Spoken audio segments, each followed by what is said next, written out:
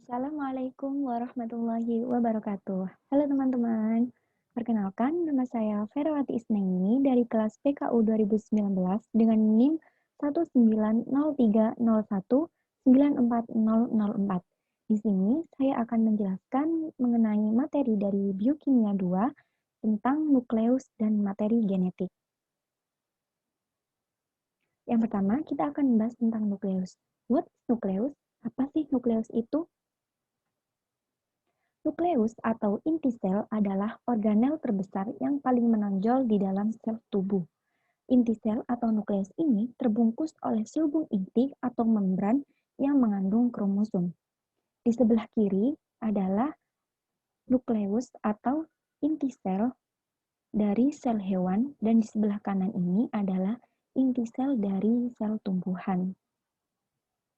Secara umum, struktur dan letak nukleus pada sel hewan dan sel tumbuhan itu tidaklah berbeda, tetapi mereka memiliki fungsi yang sama, yaitu yang pertama, yaitu untuk menyimpan informasi genetik dalam bentuk deoksiribonukleik acid atau DNA.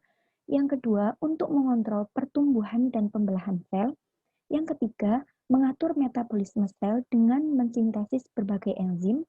Yang keempat, memproduksi RNA. Dan yang terakhir, memproduksi ribosom.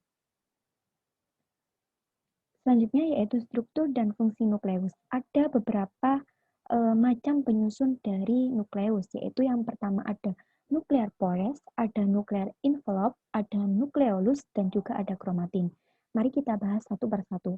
Yang pertama yaitu nuklear pores atau selubung inti, yaitu selaput halus yang melapisi inti sel yang berfungsi sebagai pelindung sekaligus pemisah dengan organel lain. Inti sel ini atau nuklear pores memiliki celah kecil atau pori-pori yang menjadi tempat keluar masuknya molekul. Yang kedua ada nuklear envelope, yaitu nukleoplasma, adalah cairan kental di dalam inti sel yang mengandung banyak protein dan zat lain yang berfungsi sebagai tempat mengolah berbagai enzim dan juga berperan dalam membantu menjaga bentuk dan struktur inti sel. Yang ketiga ada nukleolus, yaitu bagian di dalam inti sel yang berbentuk bulat, padat, dan berwarna gelap yang berfungsi dalam memproduksi ribosom. Yang terakhir yaitu kromatin. Kromatin berasal dari kata kroma yang artinya berwarna dan tin yang artinya benang. Di dalam kromatin ini ada banyak sekali kromosom, yaitu benang halus yang berisi sekumpulan DNA untuk menyimpan informasi genetik. Yang kedua, kita akan bahas tentang materi genetik. Materi genetik di dalam nukleus itu ada dua, yaitu DNA dan juga RNA. DNA atau deoksiribonucleic acid adalah kode genetik yang menjamin bahwa sel dari anak akan mewarisi karakteristik yang sama dari sel induknya. Kedua, yaitu RNA atau ribonucleic acid yang digunakan untuk melakukan transfer kode genetik dari inti sel ke setiap butiran sel. Berikut ini adalah struktur dari RNA dan juga DNA. Di sebelah kiri ini adalah struktur RNA dan di sebelah kanan ini adalah struktur DNA. Kemudian kita akan bahas tentang penyusun molekul DNA dan RNA. Jadi DNA dan RNA ini disusun oleh beberapa penyusun, yaitu yang pertama ada basa nitrogen, ada gula pentosa, dan juga ada fosfat. Yang pertama yaitu basa nitrogen. Ada 4 basa nitrogen yang merupakan unit pembentuk DNA, yaitu adenin, guanin, sitosin, dan timin. Sedangkan pembentuk RNA yaitu adenin, guanin, sitosin, dan urasil. Dari gambar yang sebelumnya tadi, ini adalah basa nitrogen penyusun RNA, ada sitosin, guanin, adenin, dan juga urasil. Dan yang ini yaitu basa nitrogen penyusun DNA, yaitu sitosin, guanin, adenin, dan juga timin. Kemudian selanjutnya adalah gula pentosa. Gula pentosa penyusun nukleotida memiliki bentuk furanos. Gula pentosa penyusunnya yaitu deribosa dan 2-deoksyderibosa. Basa nitrogen heterosiklik ini terikat secara kovalen dengan pentosa dalam ikatan N-beta glikosil. Ikatan N-beta glikosil ini terjadi antara karbon satu aksen pada pentosa dengan nitrogen nomor 1 pada pirimidin dan nitrogen nomor 9 pada purin. Gugus fosfat pada karbon 5 aksen, gula pentosa melalui mekanisme esterifikasi sehingga dinamakan dengan ikatan fosfoester. Berikut ini adalah contoh ikatan hidrogen pada pasangan basa. Yang sebelah kiri ini contohnya ikatan timin dengan adenosin, dan sebelah kanan ini ada sitosin dengan guanosin. Contoh ikatan hidrogen pada DNA itu misalnya adenin dengan timin dan juga guanin dengan sitosin. Sedangkan pada RNA misalnya adenin dengan urasil dan juga guanin dengan sitosin. Berikut ini adalah model DNA menurut Rosalind Franklin pada gambar A dan pada gambar B menurut Watson and Crick. Pada model DNA gambar A, yaitu model DNA Rosalind Franklin, Rosalind Franklin ini membuat struktur 3 dimensi berdasarkan studi X-ray diffraction yang kemudian diperbaiki oleh James Watson and Crick. Double helix terjadi karena adanya ikatan 2 basa nitrogen yang ada pada 2 rantai membentuk pasangan basa. Model pasangan DNA Watson and Crick menyatakan bahwa adenin membentuk 2 ikatan hidrogen dengan timin dan guanin membentuk 3 ikatan hidrogen dengan sitosin. Di dalam gambar ini, adenin membentuk 2 ikatan hidrogen dengan timin dan guanin membentuk 3 ikatan hidrogen dengan sitosin. Menurut struktur molekul DNA, James Watson and Francis Halsey Crick menyatakan bahwa gen di dalam sel itu memiliki model double helix atau ulir rangkap atau tangga berpiling. Kemudian adalah ciri-ciri model DNA. Ada 5 ciri-ciri, yaitu yang pertama, 2 rantai helix polinukleotida melingkar mengelilingi satu sumbu.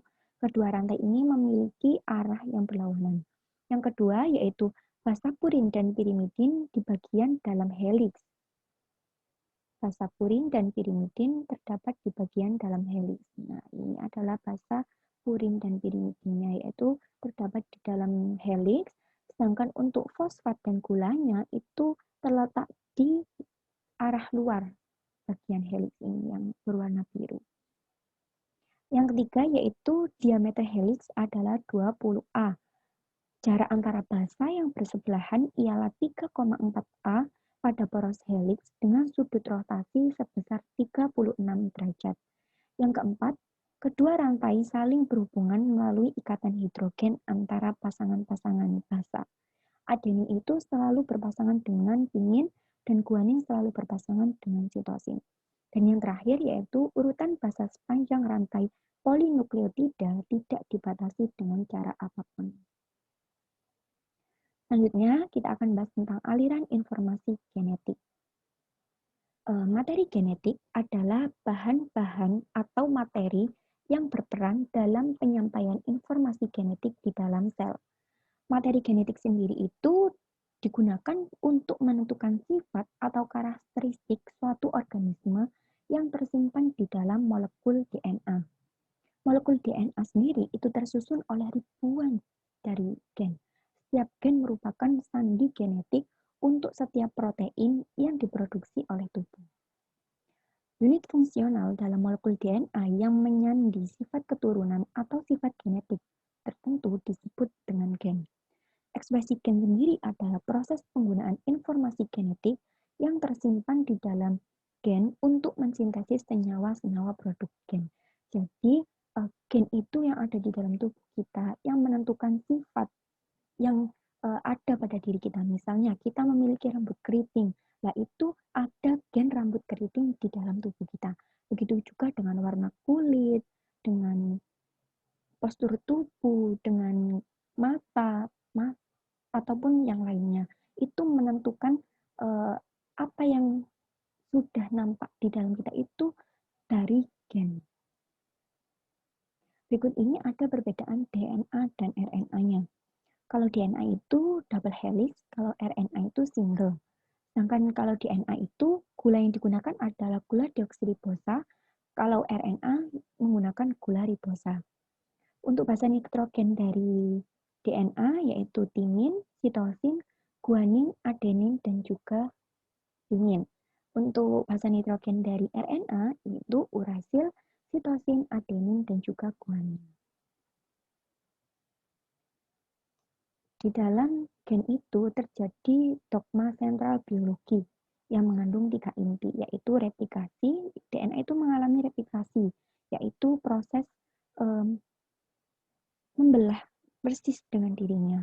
Yang kedua, DNA mengalami transkripsi, membentuk RNA, dan yang terakhir, DNA itu mengalami translasi, yaitu untuk menghasilkan protein.